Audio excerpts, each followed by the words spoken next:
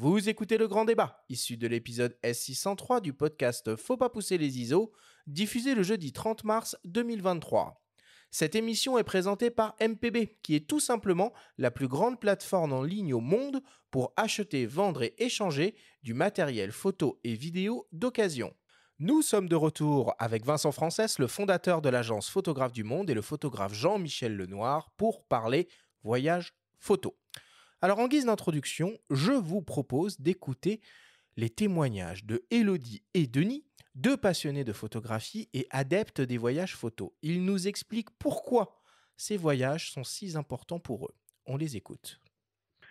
Alors, ce qui me plaît dans les voyages photos, c'est de vivre au rythme de la lumière, de se lever quand personne n'est encore dehors pour profiter des meilleures lumières, de rester souvent le soir après le coucher du soleil, où tout le monde pense que le soleil est couché, donc tout le monde rentre chez lui, mais nous, finalement, on reste après pour avoir les meilleures lueurs de fin de journée.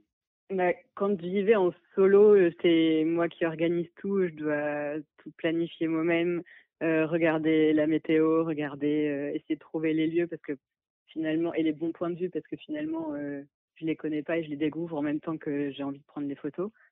Alors qu'avec l'agence, on part avec, un photographe pro qui connaît l'endroit, qui gère aussi toute la météo et finalement on se laisse porter et on est toujours au bon endroit au bon moment. Quand je pars toute seule, c'est souvent pour me ressourcer, parce que je marche du coup pas mal. Je suis toute seule face à la nature et j'adore. Parfois je prends des photos, mais parfois finalement j'en prends pas et j'observe juste et je regarde ce qu'il y a autour de moi.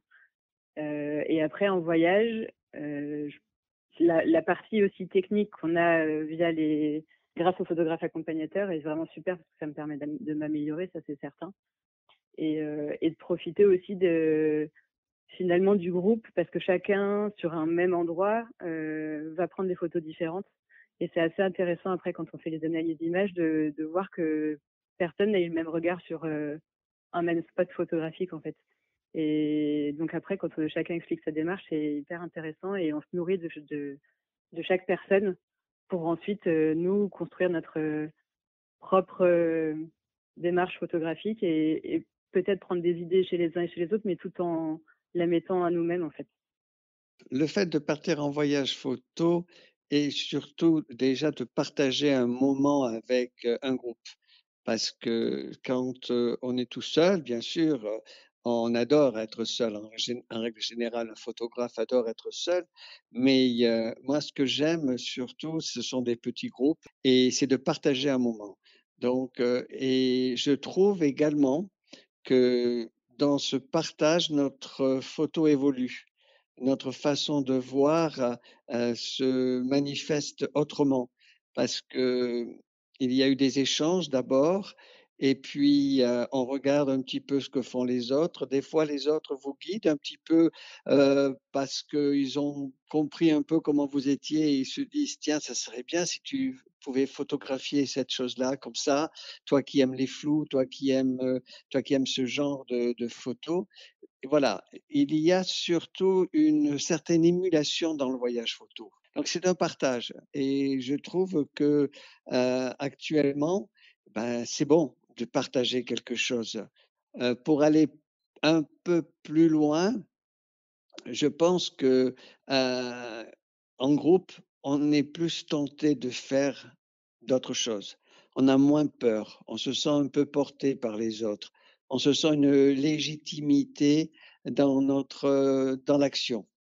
Des fois, on se sent je vois une fois je suis parti en Mongolie chez les nomades et c'était une des premières fois où j'allais photographier, des gens dans leur, vie de tous les jours, dans le travail et ça me gênait un peu. J'avais l'impression de faire un peu de voyeurisme et lorsque les autres m'ont encouragé, m'ont dit: «D'abord Denis, on est là pour ça, tu as choisi déjà ce voyage pour ça, et donc, mais non, vas-y, c'est une très bonne chose au contraire. Tu vas montrer quelque chose aux autres, tu vas montrer quelque chose qu'ils ne verront peut-être jamais, un témoignage.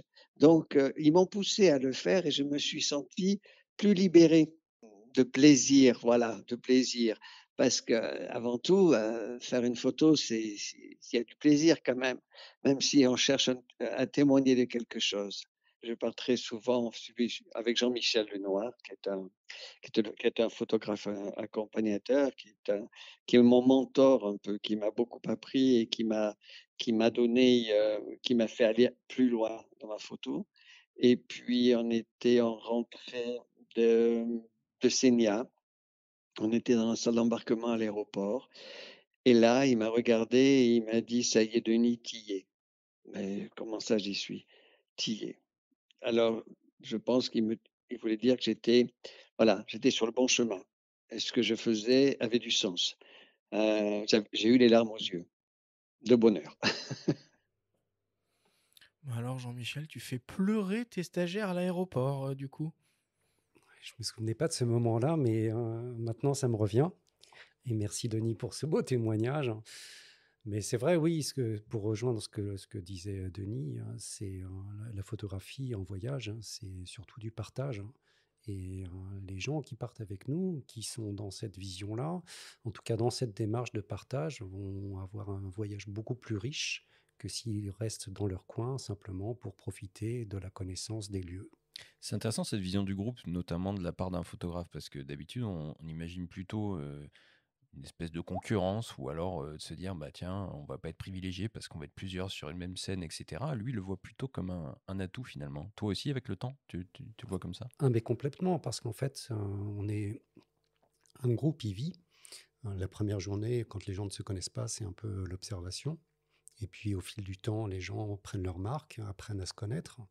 Et plus les gens vont, on va dire, la dynamique de l'accompagnant, qui va favoriser justement la bonne entente, plus les gens vont être dans le partage, hein, plus l'émulation sera forte, hein, et plus ils vont partager leurs petits trucs et astuces, hein.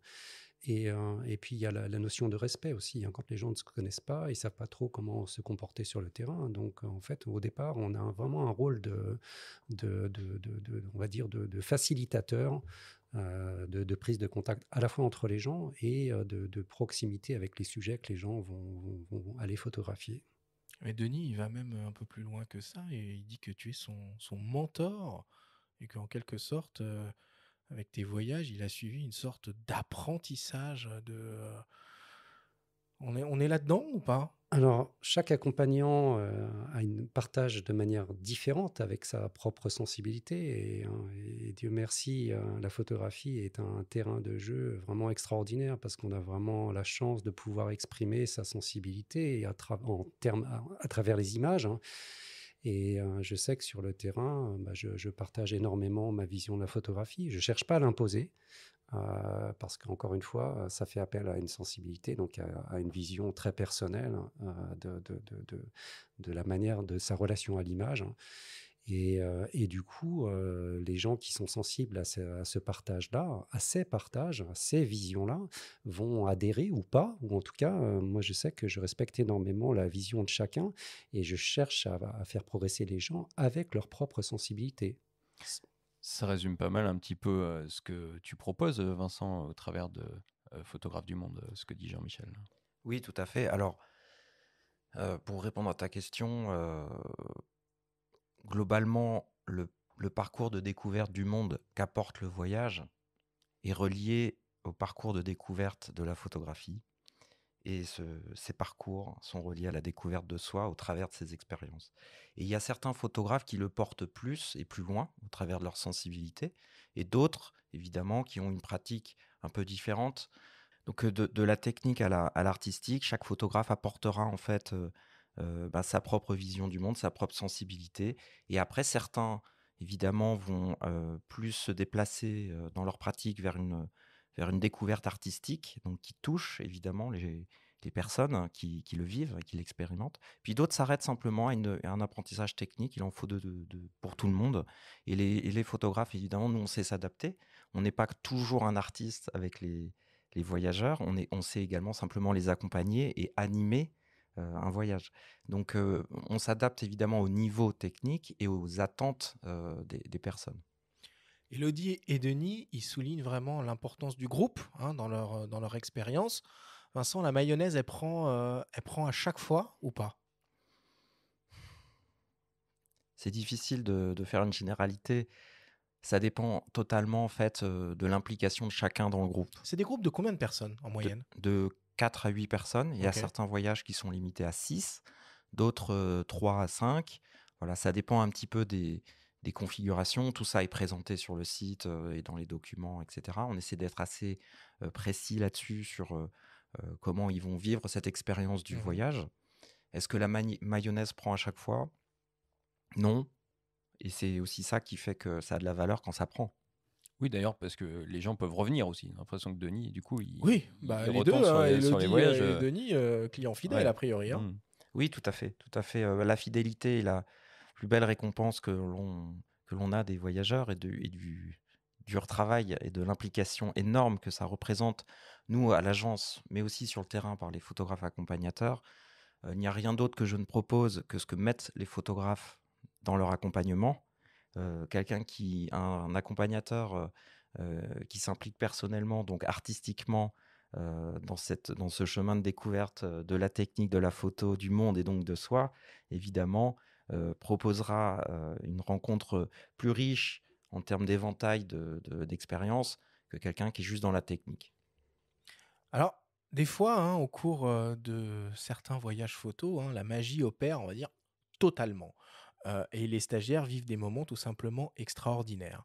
Je vous propose d'écouter le témoignage du photographe Christophe Boisvieux, lui aussi accompagnateur pour Photographes du Monde. Il a réussi à organiser au pied levé une rencontre entre son groupe et le Dalai Lama. Nous étions au Ladakh avec donc un petit groupe de huit photovoyageurs dans la vallée de la Nubra, magnifique vallée aux confins du Ladakh, de la Chine et du Pakistan. Et nous avons appris que le Dalai Lama allait délivrer un enseignement dans un des monastères de cette vallée de la Nubra. Et donc, je leur ai demandé si c'était d'accord pour qu'on bouscule un petit peu notre programme pour assister à la fête, parce qu'il faut savoir que à cette occasion, tous les villages se déversent pour évidemment tous les villageois qui quittent leur maison pour se porter au devant du Dalai Lama avec des écharpes de cérémonie, faire une haie d'honneur devant sa voiture, etc. Et tout. Donc c'est extraordinaire. Mais par contre, la rencontre avec le Dalai Lama, c'était un peu la cerise sur le gâteau parce qu'il est évidemment entouré par sa garde rapprochée, la sécurité indienne. Et nous l'avons vu arriver, nous avons vu les fidèles lui faire une haie d'honneur. Et puis la voiture s'est engouffrée à l'intérieur du monastère, les portes se sont refermées. Et voilà, nous n'avions pas évidemment accès à lui. Mais moi, j'avais eu la chance de le rencontrer en tant que journaliste à Paris. Donc j'avais quand même une petite carte à jouer. J'ai essayé de parlementer à l'entrée du monastère, ça ne marchait pas. Et mon guide, qui était très malin et que je remercie au passage, vraiment encore, m'a dit, écoute, on peut peut-être essayer de passer par les cuisines. Alors moi, j'ai laissé mon groupe et puis j'ai suivi le guide et on est passé par les cuisines du monastère. On est rentré donc à l'intérieur du monastère. Et là, on a pu déambuler tout à fait tranquillement jusqu'au bureau de presse du Dalai Lama, où j'ai fait part de mes états de service. J'ai raconté la vérité, c'est que j'avais déjà rencontré sa sainteté et que j'étais avec un petit groupe et que nous souhaitions obtenir une audience. Et, euh, et le responsable de presse a été tout à fait adorable. Il a dit, écoutez, venez demain à 8 heures, pourrait échanger avec le Dalai Lama.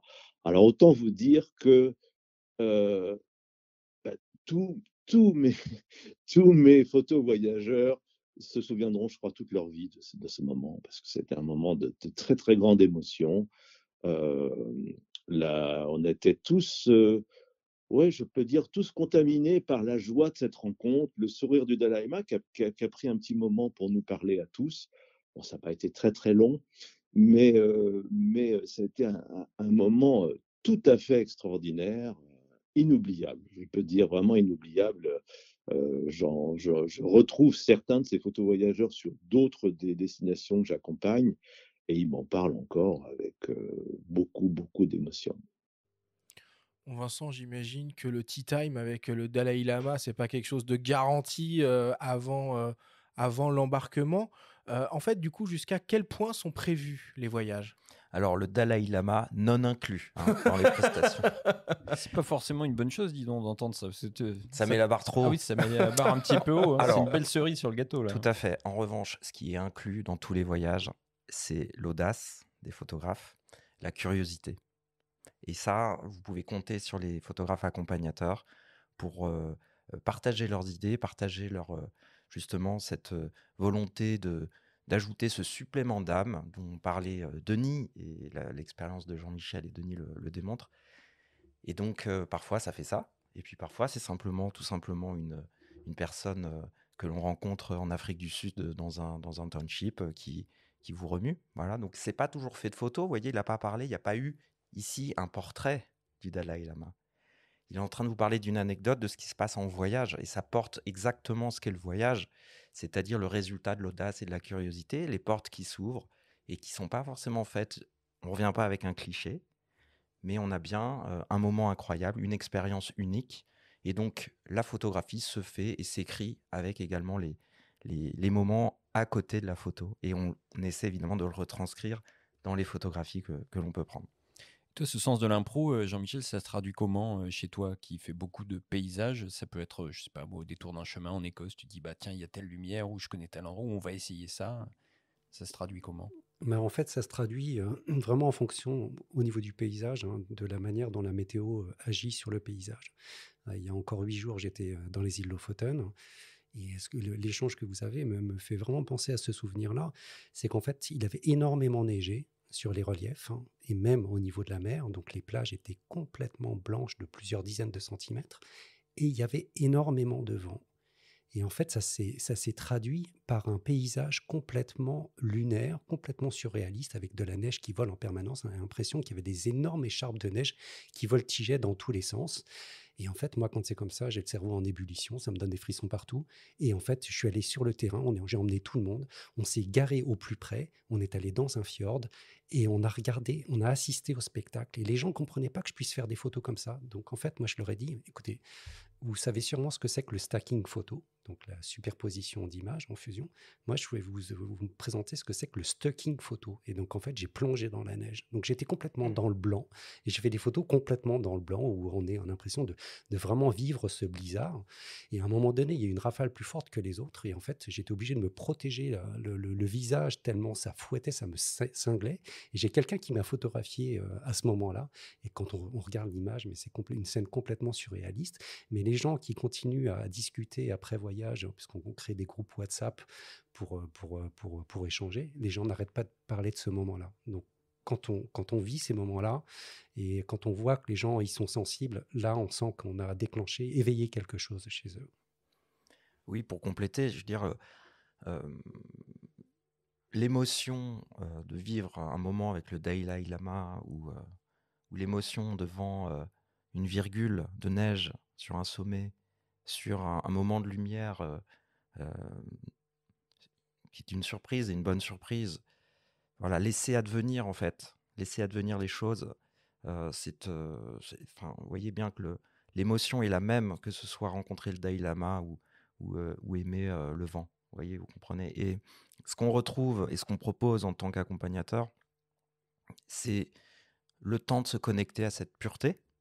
C'est la pureté de l'émotion. Chacun a la sienne. Et le photographe, en fait, partage ce point de départ. Et c'est évidemment aux voyageurs de faire le point d'arrivée. Et ce sont des points communs, vous voyez, que je vois entre Christophe et Jean-Michel, alors que ce sont deux univers complètement différents. On a un photographe de paysage qui a sa sensibilité et ses émotions devant le paysage. On a un photographe de reportage plus dans le style de Steve McCurry, dans le grand reportage autour du sacré. Et on voit bien qu'il y a un lien énorme en fait entre ces deux pratiques de la photographie, alors que c'est pas du tout ni les mêmes territoires, ni les mêmes sujets. Maintenant, peut-être que la première question à laquelle il faut répondre quand on a envie de faire un voyage photo, c'est où on va, le choix de la destination. Vous, à Photographe du Monde, vous proposez des expériences sur les 5 continents. Vincent, c'est quoi un peu le top 3 ou le top 5 des plus beaux voyages que vous proposez, en sachant d'ailleurs que Élodie et Denis m'ont soufflé que eux, ils attendent qu'une seule chose, c'est partir au Spitzberg. Alors, les belles destinations, Spitzberg. Spitzberg, en effet, c'est une très belle destination qui est reliée, alors qu'il y a plusieurs manières de découvrir. Nous, on le propose en bateau. Alors, le top 5, c'est difficile. On vient de parler d'émotions, etc. Et évidemment, chaque personne a des attentes différentes. Le bout du monde, c'est le coin de la rue pour quelqu'un qui n'est jamais sorti de chez lui. Donc, évidemment que ce n'est pas vraiment le lieu. Attends, c'est langue de bois là. Non, Non. c'est quoi? Top 5 destinations. Fais-nous rêver un peu.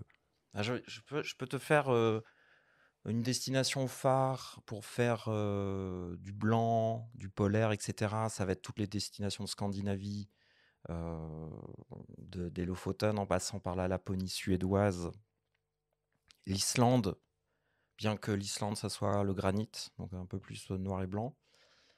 Donc pour ce type de photographie, ça va être ça. D'ailleurs, sur le site, on les classe aussi par thématique, par style d'image. C'est-à-dire qu'il n'y a pas juste un classement, on va dire, par thématique technique. On a aussi un classement par proposition, on va dire, artistique. Donc on a par exemple une proposition blanc et minimalisme, voyez. On a aussi peuple et culture. Donc par exemple avec Christophe, on va aller faire l'Inde. Donc si vous aimez le peuple et la culture, le sacré, il faut partir au Ladakh. Et si vous aimez les grands paysages qui n'ont pas bougé depuis 300 000 ans, il faut aller en Namibie. Où vous pouvez encore aller voir le Salar d'Uyuni tant qu'il y en a encore un, en Amérique du Sud, en Bolivie. Donc, et on peut aussi tout à fait s'émerveiller devant le granit et les burons d'Aubrac, et à toute saison, parce que l'Aubrac en automne, c'est extraordinaire. L'hiver est extraordinaire aussi là-bas. Ça transforme complètement les paysages, donc on n'est pas obligé de partir aussi loin. Ok. Alors, un peu moins exotique, un peu moins loin, Jean-Michel, toi, tu proposes pas mal de séjours en Écosse. Comment ça se fait que tu t'es retrouvé un peu spécialiste de l'Écosse? Qu'est-ce que ça a de si extraordinaire, l'Écosse, pour faire de la photo? Bah, en fait, l'Écosse, c'est un peu mon pays de cœur. J'avais eu la chance d'y aller le temps d'un week-end quand j'étais étudiant au Pays de Galles. Donc ça remonte il y a quelques décennies. Et j'étais tombé fou amoureux en m'arrêtant au bord de la route sur les paysages de la vallée de Glencoe. Et ça, c'était en 92 ou 91. Qu'on Donc peut ça voir dans remonte. le film Skyfall, hein, c'est un James Bond qui était en Tout partie à fait. tourné là-bas. Et je m'étais juré d'y retourner. Et en 2010, je crois, ou 2011, j'y suis retourné. Et ça m'a tellement émerveillé que, en fait, quelques années plus tard, je montais un voyage photo au moment où je lançais mon activité de photographe. Mais en fait, ce qui fait que je suis amoureux de l'Écosse, c'est toute une alchimie, ce sont des ambiances, des atmosphères. C'est un pays, comme dit Giono, où il pleut, il y a des brumes, mais il y a des mystères. On sent que le peuple écossais a beaucoup souffert, et les gens qui ont souffert, comme les Irlandais, de l'oppression anglaise, sont des gens qui ont un sens de l'ouverture, une bienveillance, une gentillesse, et qui est complètement paradoxal par rapport à certains paysages qui peuvent paraître extrêmement rudes. Mais il y a aussi d'autres visages de l'Écosse, notamment sur les Hébrides extérieures, qui est un endroit que j'adore. C'est un côté extrêmement apaisant, extrêmement poétique, avec des couleurs que je ne vois que là-bas. C'est les fameuses îles Lewis and Harris dont tu as parlé, parlé. notamment ces dont tu as îles-là. parlé ton voisin, Jérémy Villet, à ses micros il n'y a pas longtemps d'ailleurs. Il a séjourné là-bas. Ouais, notamment c'était ce secteur-là. Mais ce n'est pas les seuls. Et là, pour revenir du nord de la Scandinavie, j'ai retrouvé un peu ces ambiances-là. Ouais, en fait, quand on va dans un pays, et c'est aussi l'intérêt du voyage photo, c'est qu'on y va souvent avec une idée un peu préconçue des choses, et on se fait un peu une wish list, une liste de son intérêt, parce que j'aime pas utiliser le mot spot. Je trouve que c'est assez péjoratif, parce que c'est un peu une course-poursuite pour essayer de cocher une case. Oui, mais les clients ne le demandent pas, ça, parfois, d'aller sur certains bien spots, sûr que parce si. que, bon, tu es sur Google, ah tiens, regarde, il y a un spot photo. Exactement, mais je lutte un peu contre ça, parce qu'en fait, le lieu n'est qu'un prétexte. Et ce qui crée la richesse d'un paysage, c'est l'atmosphère. Et l'atmosphère, c'est l'ambiance, c'est la lumière, c'est les nuages, c'est les conditions qu'on peut vivre, le vent, la neige. Encore une fois, là, il y a peu de temps, j'ai emmené un groupe, on était sur une plage en Norvège. Il y avait tempête de neige avec des flocons énormes qui tombaient, mais en fait, on est resté 2 heures. On s'est transformé en bonhomme de neige, mais tout le monde avait la banane parce qu'en fait, tout le monde avait conscience qu'on était en train de vivre un moment fort. En fait, l'eau est devenue complètement turquoise et en fait, on voyait que des petits traits blancs qui tombaient et on a fait des photos très différentes. Euh, Vincent, on va parler un peu pépette maintenant. Budget, combien il faut prévoir du coup pour partir avec Photographe du Monde? Qu'est-ce qui est inclus? Qu'est-ce qui n'est pas inclus? Comment ça se passe? Globalement, ça va de 300 à, je sais pas, 7 000 euros. Donc le spectre est large. 300 euros, ça va être une journée sur les voiles de Saint-Tropez, par exemple, à suivre les régates des classiques dans la baie de Saint-Tropez. Ok. Donc là, on a un Zodiac privé et on suit en fait au plus près les régates, etc. Et en plus de 7 000 euros, 10 000 euros, ça va être les expéditions au bout du monde, en Géorgie du Sud, ce genre de voyage où forcément il y a une logistique énorme pour pouvoir y aller. On propose toujours avec ou sans aérien, c'est-à-dire que les gens peuvent tout à fait, enfin les personnes intéressées peuvent tout à fait trouver leur vol par eux-mêmes et leur moyen de transport, on va dire, par eux-mêmes. Je pense à certains lieux où tu n'es pas obligé d'y aller en avion. Et donc, ça permet d'avoir une tarification à tiroir, j'ai envie de dire, en fonction des attentes des voyageurs. Et après, nous, on essaie d'inclure un maximum de services dans le voyage pour que le photographe voyageur ne se soucie quasiment que de ses photos et de ce qu'il va faire, en fait, le matin, l'après-midi, le Donc soir, tout est prévu, Globalement, les tout est- transferts, les hébergements, les repas, Exactement. l'agenda, tout est calé Exactement. à l'avance. Exactement, on a tout calé à l'avance. C'est pour ça qu'on est une agence de voyage. On est une agence de voyage de fait. On n'a pas commencé cette aventure en disant on va créer une agence de voyage. C'est parce que c'était nécessaire pour organiser tout ça d'être une agence de voyage. On est d'abord des photographes, on est d'abord des passionnés, on est d'abord des curieux. Et ensuite, on a créé cette agence pour pouvoir avoir un cadre en fait à cette activité et pouvoir accompagner les gens en les mettant dans les meilleures dispositions possibles, que ce soit des dispositions techniques, logistiques ou artistiques pour réaliser leurs images. Et tous les départs sont garantis Alors, fait? non, ce sont des voyages de groupe. Alors, c'est de l'individuel regroupé. Ça veut dire quoi? Ça veut dire que vous venez tout seul et il y a d'autres personnes qui viennent tout seuls et quand on est 4, on part. Ok, Voyez. donc 4, c'est le minimum pour Souvent, déclencher oui. un Exactement, départ. exactement. Et donc, on part en voyage et après, on fait une petite réduction quand on arrive à 6, 8, parce que c'est vrai que c'est pas tout à fait la même expérience quand on est trop nombreux dans les groupes. Et puis après, on part, on fait aussi une tarification, comme il y a de l'aérien, quand il y a de l'aérien, ou même en France d'ailleurs, on fait une tarification en avance, c'est-à-dire que les personnes qui réservent en avance ont des réductions, parce que Ouais. l'aérien est moins cher que quand on le prend 4 mois avant que quand on le prend 2 mois avant. Donc, on essaie de suivre, si vous voulez, ces problématiques tarifaires pour proposer vraiment le meilleur qualité, service, prix aux voyageurs. Alors après, le Toscane, on va dire à peu près 1 500 € hors vol, 7 jours. On va dire, oh là là, mais c'est énorme. Oui, mais ce que vous allez faire en 7 jours en Toscane, vous l'auriez peut-être fait en 10 ou 12 jours tout seul. Et donc finalement, ça revient quasiment au même, quoi, au coût à la journée. Vous voyez. Ok. Il y a un sujet qu'on n'a pas encore abordé, et là peut-être Jean-Michel, tu vas pouvoir nous répondre, c'est celui du niveau en photo qu'il faut avoir finalement pour partir. Ces voyages, ils s'adressent à qui? À tout le monde, aux experts, Est-ce qu'un grand débutant peut partir? C'est quoi le niveau des groupes, grosso modo? Mais en fait, le niveau, on ne le décide pas. C'est à l'accompagnateur de s'adapter. Donc, on peut être du grand débutant à un photographe très confirmé.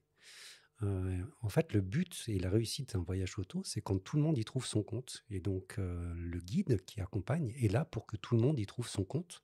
Donc, c'est à lui de s'adapter sur le terrain en fonction du niveau de chacun, du sujet qu'il va pouvoir proposer et du partage qu'il va offrir aux photovoyageurs pour, oui, donner des bases techniques à ceux qui sont encore très vacillants à ce niveau-là, pour les rassurer et puis pour ceux qui sont intermédiaires, leur donner un champ de possibles, sur des photos qu'ils n'ont pas forcément vues.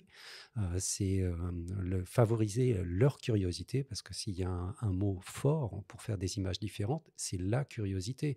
Le but quand on est en voyage et surtout sur la photo de paysage, hein, évidemment, on se rassure en photographiant ce qu'on a déjà vu dans le catalogue ou des scènes et des sites qu'on a déjà vus maintes et maintes fois. Mais le but, c'est d'y mettre un peu de personnalité, ou en tout cas un bout de sa sensibilité. Donc là, le photographe est là vraiment l'accompagnateur pour suggérer ces moments qui vont être des éléments de différenciation photographique. Et ça se passe comment une journée type? Donc il y a de la prise de vue. Est-ce que le soir, vous faites un editing un petit peu collectif? Est-ce que les gens regardent les photos des uns des autres, vous échangez? C'est quelque chose qui est suggéré, imposé?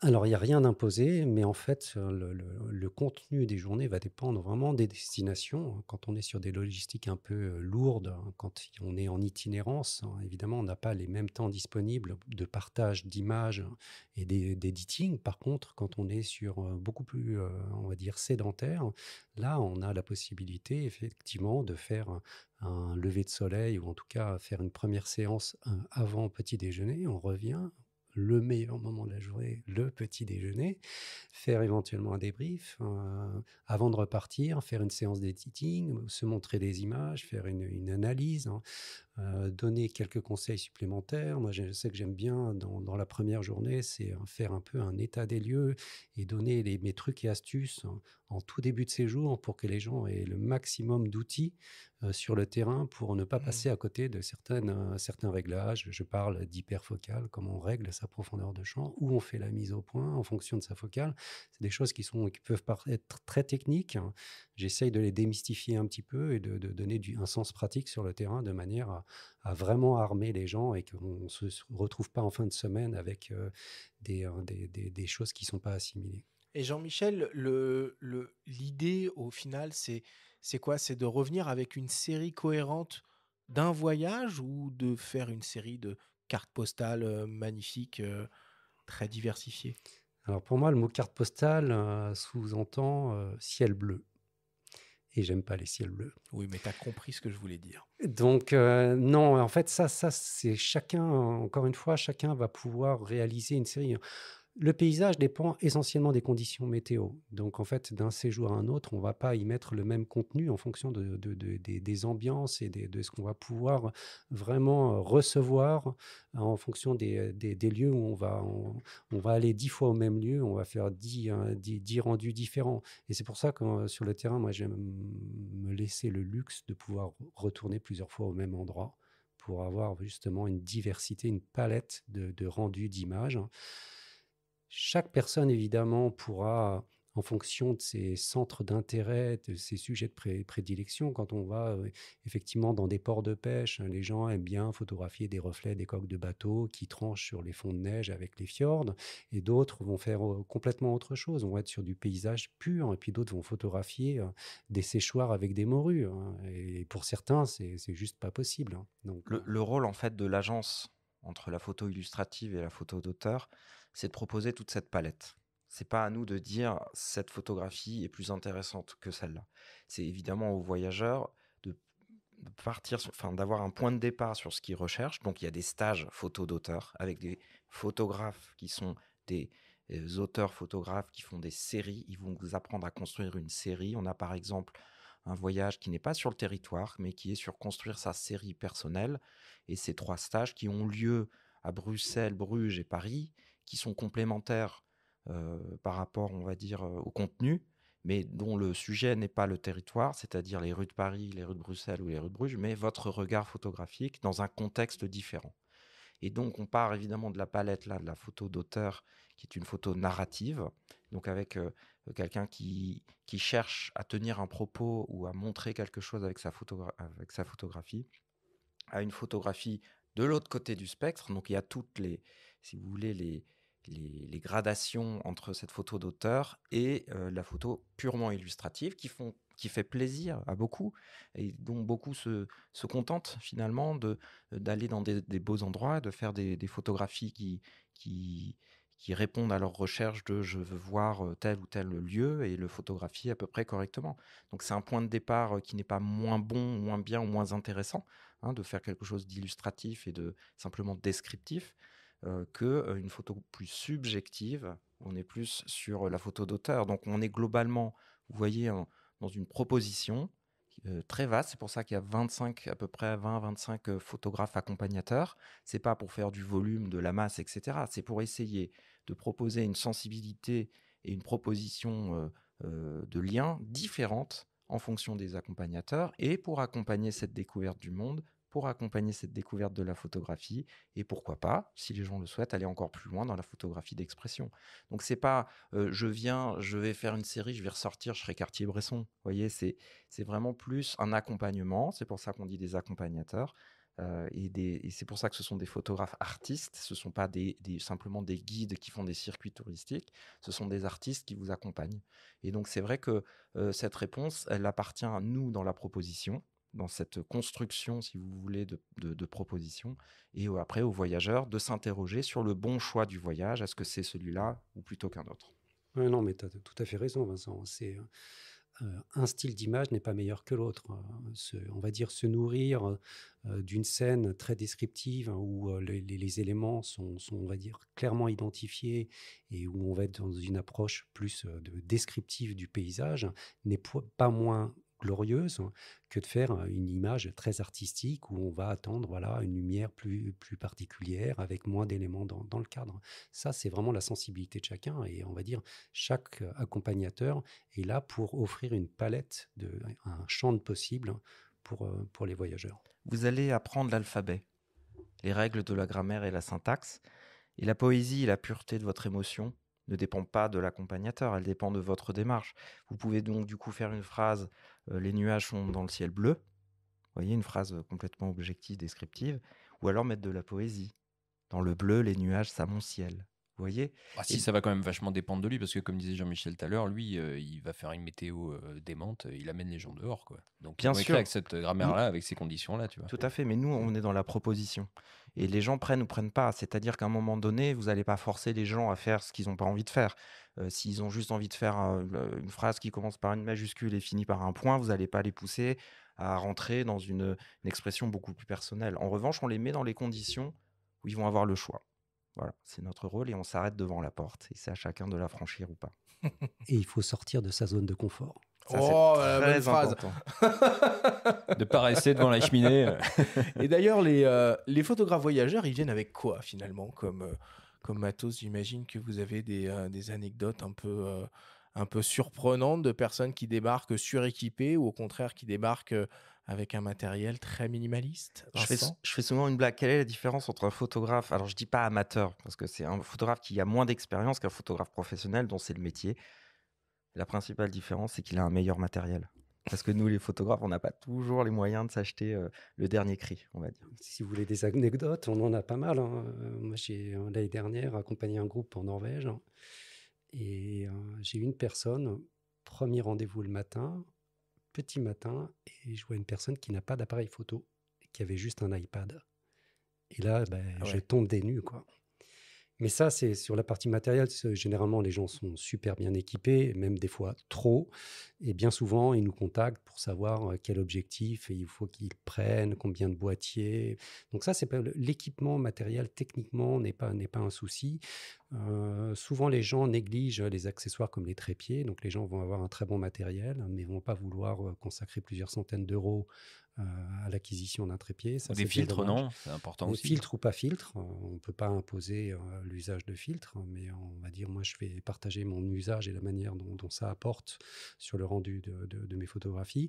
Et puis après, au niveau équipement vestimentaire, c'est là où on peut avoir des surprises et de taille. Et je vais au moins raconter une anecdote. Norvège 2015, c'était au mois de septembre, donc pas des conditions climatiques très difficiles. Et première séance photo au matin, donc la veille, je dis rendez-vous à 6h30 pour une première séance sur le terrain.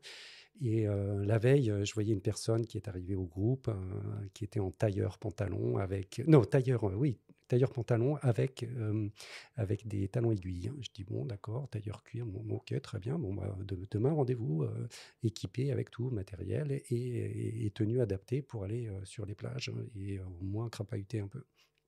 Et là, je vois cette même personne arriver en bottines à talons. Et là, le groupe éclate de rire, enfin, en tout cas silencieusement.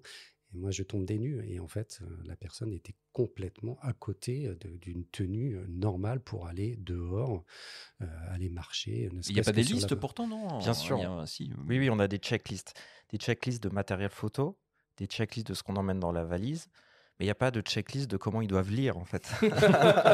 Et c'est complètement ça. Souvent, les gens, en fait, négligent la lecture de choses vraiment basiques, hein, d'avoir une tenue vestimentaire adaptée à la situation. Et c'est pas faute de ne pas l'écrire en gros. Pareil pour les bottes, quand on va en Écosse, et le nombre de fois, pratiquement à tous les voyages, les gens disent non, j'ai pas pris de bottes parce que je pensais que ce serait pas nécessaire, alors que c'est écrit en gros 10 000 fois. On fait même des photos de bottes pour l'illustrer. Parce qu'il y a les bottes mi-mollets, puis il y a les bottes qui vont un peu plus haut aussi. Ouais, Oui, non, mais j'ai dit, les dans waders. ces cas-là, Ouais. tu resteras au bord de la tourbière, tu pourras pas aller dans la tourbière. Voilà, ils apprennent par le manque. Pourquoi, en fait, effectivement, se préparer à un voyage est essentiel. Et on est évidemment, nous, facilitateurs de cette préparation. D'abord dans la conception du voyage, ensuite dans l'explication de quel type de matériel ils doivent emmener. Et globalement, en termes de matériel, effectivement, les gens sont bien équipés. On va leur apprendre à faire avec ce qu'ils ont. Ça aussi, c'est important. Pourquoi? Parce que quand ils reviennent de voyage, ils pourront continuer de pratiquer la photographie avec leur matériel.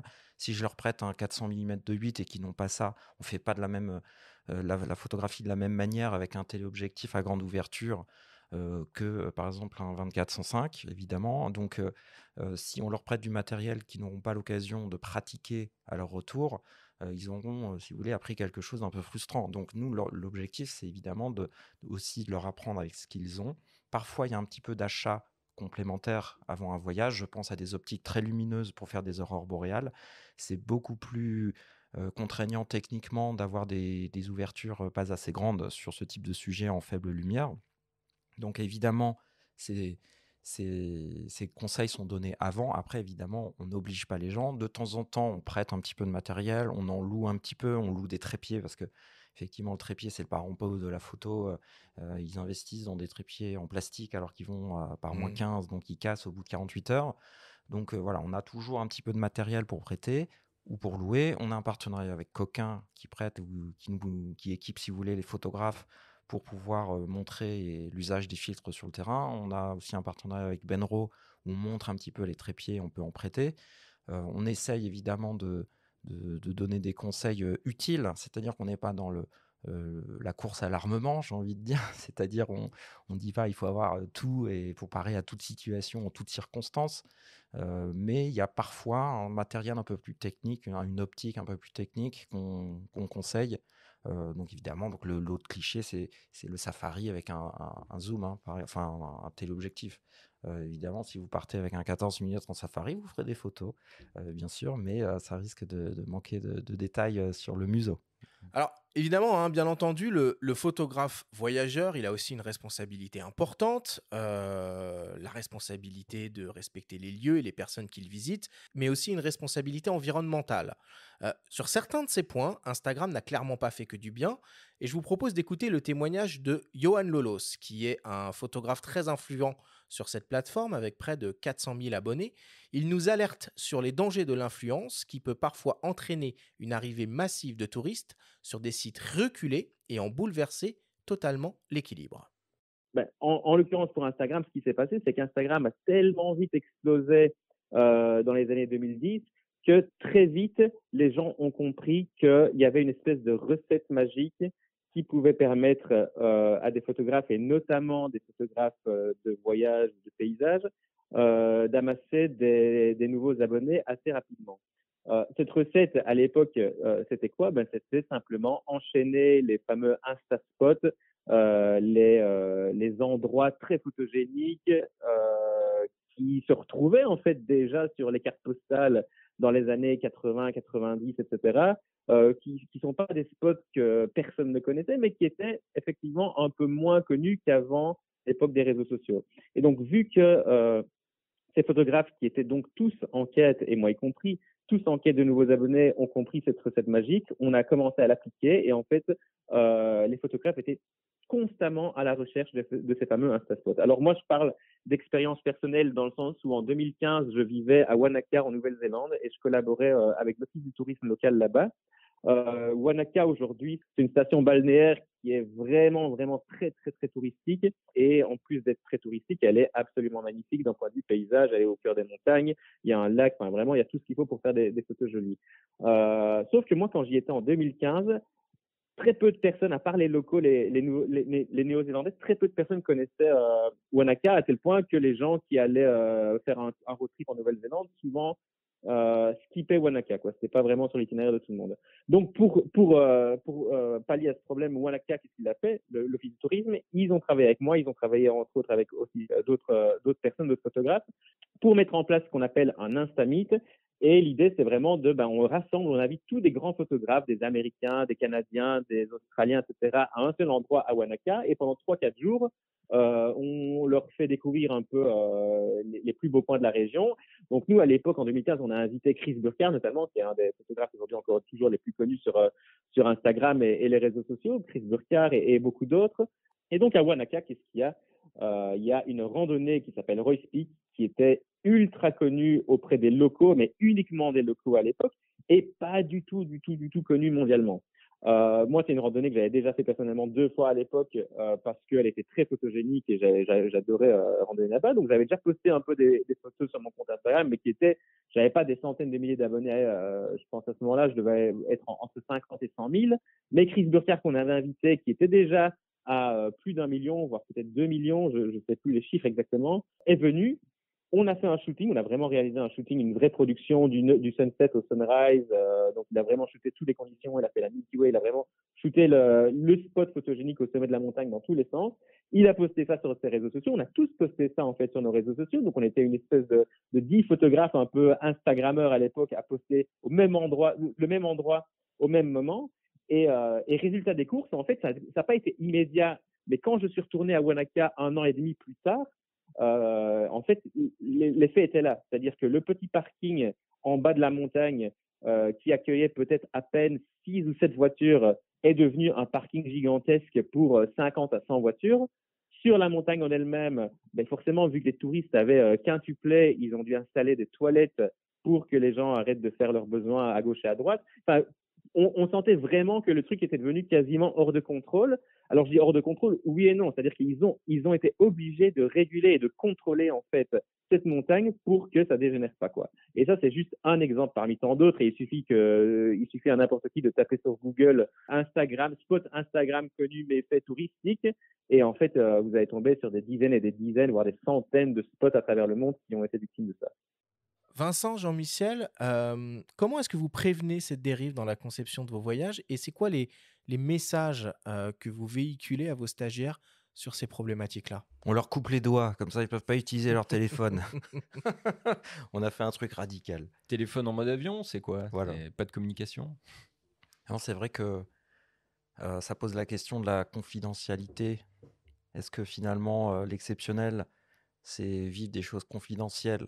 C'est-à-dire le fait qu'on soit 150, est-ce que ça gâche le plaisir? Est-ce qu'il faut être 2, vous voyez, sur un lieu? Et est-ce que dans les 2, j'ai été le premier des 2? C'est un petit peu ce à quoi a répondu Instagram. Instagram, où tu te photographies tout seul devant un spot et en réalité, ils sont 150. C'est ce qu'il raconte dans son témoignage, c'est que globalement, il y a aussi une superposition du lieu où il faut être, construit comme cela d'ailleurs par les offices du tourisme, mais qui continue de véhiculer également un faux message, c'est-à-dire quelque chose de confidentiel alors que ça l'est pas du tout. Donc il y a aussi une dichotomie entre ces 2 messages. C'est-à-dire on promet aux gens quelque chose d'authentique et quand on arrive, il y a 150 personnes qui font la queue et c'est véridique quand c'est pas 200 ou 300. Donc pour se prémunir de ça, effectivement, on demande une discrétion sur les lieux, de ne pas taguer les endroits précis et de respecter, si vous voulez, le lieu que l'on visite en indiquant de manière limitée le lieu précis. Alors, sur certains endroits, même si vous ne taguez pas la Tour Eiffel, les gens, ça vous sait, hein, pour résumer. Par contre, il y a d'autres endroits que l'on découvre à force d'aller dans des territoires. On montre certaines photographies, mais on ne dit pas forcément où c'est. Donc c'est vrai. Alors ça ne va pas résoudre le problème, on en a bien conscience. En revanche, on participe moins à un impact négatif sur ces territoires-là. Voilà, donc on limite plutôt l'effet de bord, on va dire, sur l'envie de faire de la photographie. Donc c'est limité, c'est en parler aussi avec les voyageurs, leur expliquer que quand par exemple, donc un autre exemple en Namibie, dans le Dédvelé, où les gens se suspendent à des acacias morts qui sont noirs, qui sont magnifiques, etc. Et du coup, les gens pensent que c'est un cirque, qui se suspendent aux branches et les cassent. Alors que ça fait des centaines d'années que ces acacias sont là. Et les touristes qui s'en foutent, ils viennent qu'une fois, ils ne reviendront jamais. Donc c'est leur expérience avant tout. On rentre bien dans cette espèce de vision individualiste du voyage qui ne respecte pas les personnes qui viendront après, en fait, tout simplement. Et donc ça, on en discute avec les voyageurs. On ne résoudra pas le problème à notre échelle. Je veux dire, par contre, on fait notre part. Et notre part, c'est la discrétion, le respect, la discussion, le dialogue avec les voyageurs sur cette thématique-là, qui est aussi un respect du photographe accompagnateur qui partage des lieux secrets qu'il a découverts lui-même, des lieux, des cadrages aussi, des manières de travailler un endroit. Donc c'est évidemment des discussions qu'on ouvre avec nos voyageurs.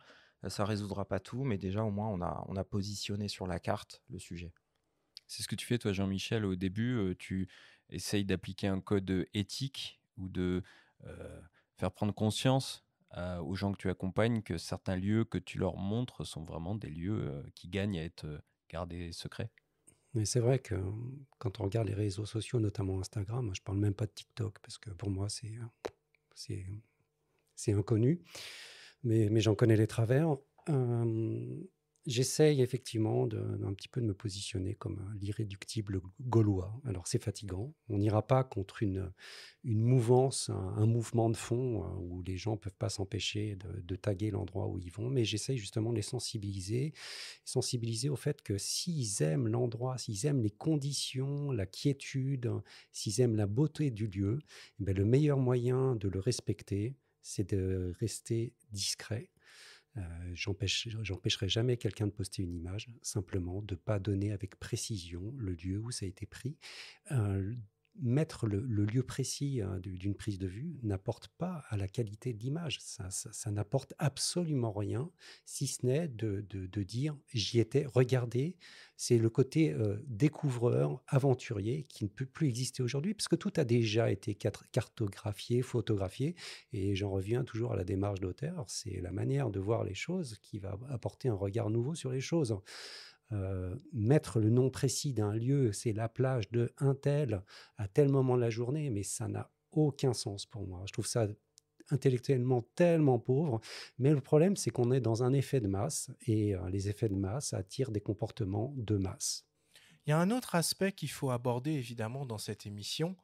On est tous confrontés au problème du réchauffement climatique. Et finalement, je me demande, c'est pas un peu contradictoire quand même de partir en voyage avec un déplacement qui va être lourd en émissions carbone pour aller découvrir et photographier des glaciers qui sont en voie de disparition? Il fallait peut-être commencer l'émission par ça d'ailleurs. Parce que c'est peut-être... Non, mais c'est la question à l'heure actuelle, au moment où on a les rapports du GIEC qui tombent et au moment où on constate un petit peu tout ça. Si, c'est totalement paradoxal. Et chacun doit prendre conscience de l'impact qu'il a. Faire 12 voyages par an à l'autre bout du monde, c'est pas comme faire un beau voyage, vous voyez, limiter son empreinte carbone et faire certains autres voyages d'une autre manière. C'est-à-dire que chaque personne est évidemment libre, avec ou sans agence, je veux dire, de prendre un avion. Je veux dire, l'avion Paris-Santiago, il vole alors que nous, on est assis autour de cette table. Donc, à partir de ce moment-là, c'est à chacun de comprendre en fait ce qu'il est en train de faire et donc d'en discuter. Il n'y a absolument aucun doute sur l'aspect paradoxal du voyage et du prix de la découverte. C'est pas le prix financier, c'est le prix qu'on paye sur le climat. Et donc ce prix-là, il est évident. Et avoir un comportement en fait consumériste avec le voyage, et donc on revient au spot, c'est-à-dire cet alignement de spots pour collectionner les photos faire 10 vols par an pour aller faire une collection d'images qui a déjà été faite est beaucoup mieux que soi. Je ne sais pas si ça a un sens. Donc là, on est plus sur le sens du voyage. Vous voyez. Tu évoquais d'ailleurs tout à l'heure que même certains territoires commençaient, entre guillemets, à resserrer la vis sur les conditions d'accès, sur Exactement. l'accueil du tourisme. Exactement. Donc le Spitzberg, c'est un archipel qui est au large de la Norvège et qui est globalement l'un des derniers archipels avant la banquise. Ils ont décidé de protéger l'écosystème local, donc notamment l'ours blanc, mais pas que. Il y a également beaucoup d'autres espèces, les morses notamment, les oiseaux. Du tourisme de masse qui est adressé là-bas par des gros bateaux. Ce n'est pas des bateaux de 10-12 places ou des voiliers, c'est souvent des bateaux 30 cabines, 40 cabines, donc 80, 100 personnes, 200 personnes et parfois plus. Et donc ces bateaux, ils viennent donc perturber l'écosystème du vivant là-bas. Donc la Norvège a décidé de limiter l'accès à ces écosystèmes en obligeant une certaine distance entre les bateaux et les animaux. Et donc, il y a une obligation, donc c'est proposé par le comité scientifique au Spitzberg, donc, qui a remis son rapport aux députés norvégiens, au gouvernement norvégien. Et donc la loi va passer pour protéger donc cet écosystème sur 500 mètres. Donc on n'a pas le droit d'approcher à moins de 500 mètres des ours. Je crois que c'est 300 mètres pour les morses. Donc il y en a d'autres. Tout est complètement listé. C'est-à-dire qu'il y a des règles par espèce et il y a des règles de distance par lieu, on va dire. Et donc ces règles-là vont limiter l'impact et l'accès. Alors la problématique, c'est pas quand tu as un bateau, parce que nous on y va une fois par an avec 12 personnes, on essaie de limiter l'impact, évidemment, c'est notre responsabilité. Effectivement, une fois par an avec 12 personnes, on pollue, mais on le fait qu'une fois par an pour 12 personnes. Évidemment qu'il y a une demande et donc une offre bien supérieure, et donc beaucoup d'autres voyagistes le font, et pas qu'une fois par an. On va pas les blâmer, c'est normal, ils répondent aussi à une demande. Hein. Donc ils ont décidé de limiter l'impact en créant cette loi. Et donc, ça ressemble, c'est comme si le Kenya et la Tanzanie, dans les années 70, avaient décidé qu'on ne s'approchait plus des lions et du Big Five à moins de 300 mètres. Ou de réguler, d'interdire l'accès à plus de véhicules sur site au moment où il y a telle scène de chasse. Ce qui se fait à certains endroits. Ce qui arrivera probablement. Non, mais ce qui arrive déjà, mais à certains endroits, dans certaines réserves, mais pas partout loin de là. Exactement. Ou de faire comme certains sites, le Machu Picchu par exemple, qui régule, qui restreint l'accès à un nombre limité de personnes par jour. Là, c'est pas l'idéal, mais enfin, c'est encore trop rare. Tout à fait. Et donc, on va dire que la réponse est en mouvement, la réponse concrète sur le terrain est en mouvement. C'est le mouvement en fait qui va évidemment. C'est pas l'immobilité d'une pensée en fait qui va résoudre les problèmes. C'est bien le mouvement de l'action et des actions aussi petites soient-elles, aussi proches soient-elles. C'est-à-dire eux, ils décident donc on ne s'approche plus des ours à moins de 500 mètres. Quand un ours est dans un fjord et repéré, le bateau a obligation de faire demi-tour. Donc les règles sont quand même assez précises et elles vont permettre de limiter l'impact et de limiter l'effet. Il y a 10 bateaux qui arrivent quand un ours blanc est repéré, il y a 10 bateaux autour et on envoie les zodiacs, etc. Alors, c'est évidemment pas comme ça que ça se passe, il n'y a pas 10 bateaux en même temps, on dirait que là, l'ours, il est dérangé qu'une heure et puis après, il reprend sa tranquillité. C'est qu'en fait, c'est toutes les demi-heures, il y en a un qui arrive et ça dure toute la journée. Donc en fait, l'ours, il est jamais tout seul, il est jamais, entre guillemets, vous comprenez. Alors, évidemment, c'est une caricature, mais c'est pour faire comprendre ce qui est en train de se passer. Et au-delà de l'émission carbone, là, on parle juste de l'impact sur l'écosystème, sur déranger le vivant. Donc, vous voyez, effectivement, on a une responsabilité montrée menace, finalement. Hein, on l'a vu avec la Panthère des Neiges et Vincent Munier. C'est pas que, si vous voulez, quand il a reçu son César, il a bien dit qu'il y avait quand même comment dirais-je, un revers de la médaille à son travail d'artiste, de montrer les choses. Et donc, on a une responsabilité énorme en tant que voyagiste, parce que nous, on est l'action suivante. L'artiste ouvre la voie, et le voyagiste, en grand, hein, ouvre les portes en grand. Donc, si vous faites... Il la suit, malheureusement. Voilà, tout à fait. Tout à fait. Donc, on a une responsabilité énorme, en fait, là-dessus. Et nous, notre réponse, elle est simplement... par la décroissance, on ne cherche pas à être la plus grande société du monde, on ne cherche pas à avoir 15 000 voyages, on ne cherche pas à faire 15 000 voyageurs, on ne cherche pas à faire tout et à tout faire et tout faire n'importe comment.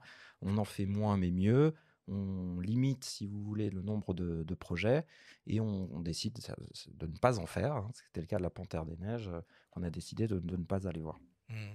Bon, en tout cas, il y a une solution qui est encore plus évidente hein, pour limiter son empreinte carbone tout en continuant à se faire plaisir avec des voyages photos, bah, c'est d'aller moins loin et pourquoi pas même en France et vous proposer pas mal de destinations à l'intérieur de l'Hexagone.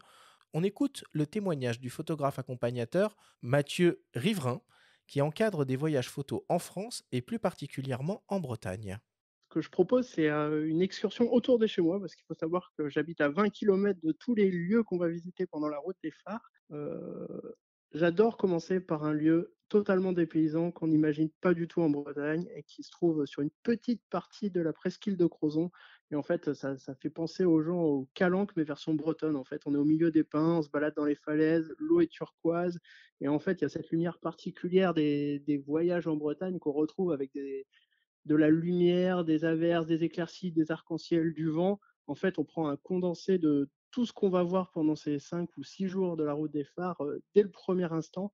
Et vraiment, c'est ça que j'aime montrer directement aux voyageurs. Et puis après, on va aller visiter un peu les monts d'Arrée. Et pour finir, en fait, tout autour de la rade de Brest, où il y a la plus forte concentration de phares d'Europe. Et du coup, c'est des lieux parfaitement photogéniques qu'on adore photographier par n'importe quelle condition, que ça soit en tempête, la nuit, le jour, au lever de soleil. Et c'est vraiment des lieux particuliers qui sont mes lieux que je photographie au quotidien, en fait. C'est-à-dire que j'amène les stagiaires sur des nouveaux lieux qui sont rarement photographiés. Au-delà de l'aspect photographique aussi, il y a l'aspect aventure, en fait, de nouvelles rencontres. J'essaye qu'on rencontre les locaux à chaque fois que moi je connais et qui apportent de nouvelles expériences. Par exemple, un gardien de phare pas ouessant ou de nouvelles aventures culinaires avec des crêperies particulières. Cet aspect-là, en fait, amélioration continue du voyage qui me plaît, en fait, localement. Et en plus, les voyageurs, en fait, s'attendent pas toujours à ce type de voyage aussi près de chez eux, aussi dépaysant. Il y a tout type de profil, en fait, parmi les stagiaires. Il y a des stagiaires qui veulent vraiment découvrir une destination, puis il y en a d'autres qui veulent découvrir une destination avec une démarche responsable, engagée, avec des contraintes environnementales, budgétaires.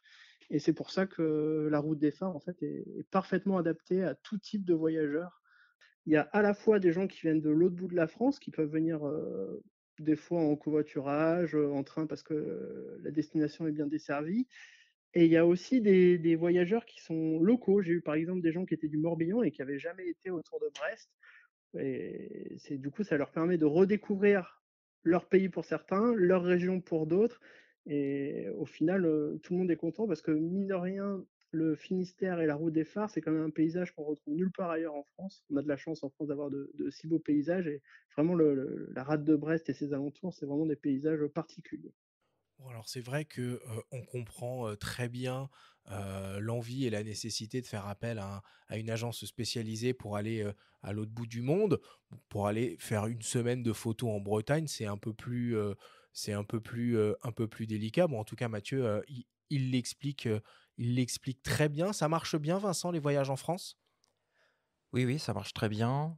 On a une palette assez large en fait de propositions sur la France et qui va des tourbières d'Aubrac en passant par la route des phares jusqu'à pourquoi pas un stage d'auteur à Paris. Donc on n'est effectivement pas obligé d'aller très loin pour apprendre la photographie et vivre le dépaysement en fait et la redécouverte. Et donc c'est à chaque fois un lien, que ce soit en France ou à l'étranger, c'est un lien particulier que le lien particulier du photographe avec le territoire, c'est ce qu'il partage. Et on peut vivre cela en France ou ailleurs.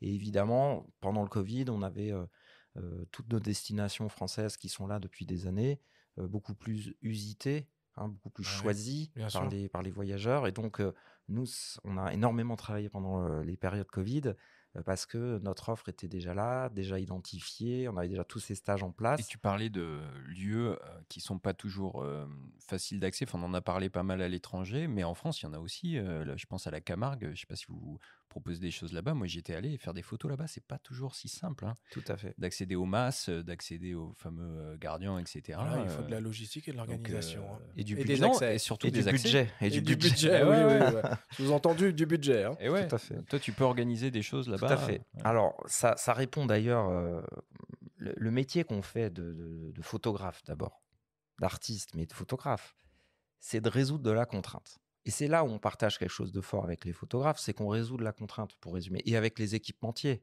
C'est-à-dire qu'ils nous permettent de résoudre de la contrainte technique. Un boîtier à haut ISO, une optique qui ouvre énormément, on résout de la contrainte de captation de lumière. Une agence résout de la contrainte logistique, on organise, un photographe facilite la contrainte de prise de vue, l'apprentissage technique et pourquoi pas plus si affinité si vous voulez aller vers quelque chose qui est plus dans l'expression personnelle. Donc résoudre de la contrainte, pour résumer, ça se passe en France, à l'étranger, partout. Vous voyez, c'est-à-dire qu'en Camargue, pour reprendre cet exemple, c'est notre spécialité de pouvoir monter des projets. Si vous voulez faire du taureau ou du cheval au galop du dans cheval les au marais. galop, voilà. Alors, quand tu dis faire du taureau, c'est le photographier. Hein. D'accord. Oui, Il ne sera pas sauté dans la poêle. Hein. Non, voilà, tout à fait. Mais c'est cette résolution de contrainte qui est un facteur, on va dire, de réussite d'un voyage. Et on revient au débat sur les spots. Pourquoi est-ce que tout le monde y va? Pourquoi tout le monde le fait? C'est qu'il y a peu de contraintes. Il y a peu de contraintes résolues, il y a peu de capacités techniques dépassées, il y a peu d'expressions personnelles présentées. Vous voyez, c'est extrêmement accessible dans tous les sens du terme, autant créativement que logistiquement. Donc il y a aussi évidemment cet aspect à relier, si vous voulez, dans notre métier, d'essayer d'ouvrir des portes closes, pour résumer. Et parfois, y mettre du budget, évidemment. Hein, ne soyons pas naïfs. Par contre, c'est quand même très souvent, on en a parlé avec Christophe, cette curiosité, cette audace qui ouvre quand même le maximum de portes. Bon, on va conclure là-dessus. Merci Jean-Michel, merci Vincent pour nous avoir partagé tout ça, toutes ces infos, toutes ces connaissances autour des voyages photos.